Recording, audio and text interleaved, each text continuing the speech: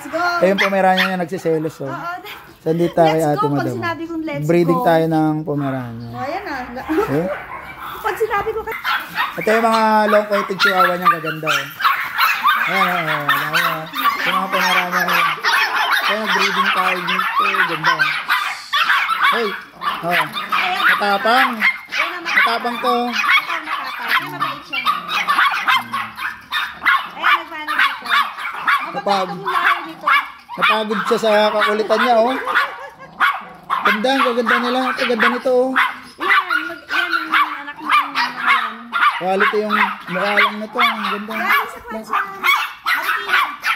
Ganda. Hindi, ang gaganda ng mga ito, madam, oh.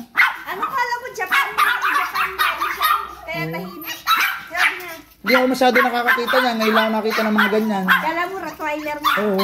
Ito na nga to, madalas naman sa mata ko yan. Ito, bira. Kaya na ano ako, nakita ko tanta.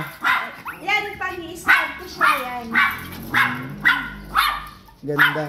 Kaya next session na lang, Sabado na lang, madam. Sasabi ko. Ito yung ganito yung mga sa akin dati, madam, na kulay. Isang ganito, pa isang ganito lang. Ano to? Color beaver. Ang tawag dito. Beaver yan. Beaver color. Yun ang sabi sa akin nung binila ko. Eh, breeder siya ng Pomeranian. Pag nag-YouTube ka, ilang dapat ang... Si Pomeranian nila spoiled doon.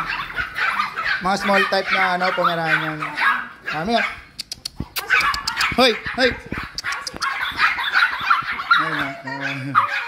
Hoy! Nila. Ganda. So sa mga gusto mag-breed ng ganito, cute talaga, sobrang gaganda. Tsaka sobrang mababait. Tsaka malambing. sabihin na lang natin low maintenance kasi konti lang kumain. Tapos maliit lang sila. Di masyadong malaki yung ano, yung dumi, kaya madali linisin. Hindi katulad na malalaking aso talaga maglilinis kayo ng sa amin ganun.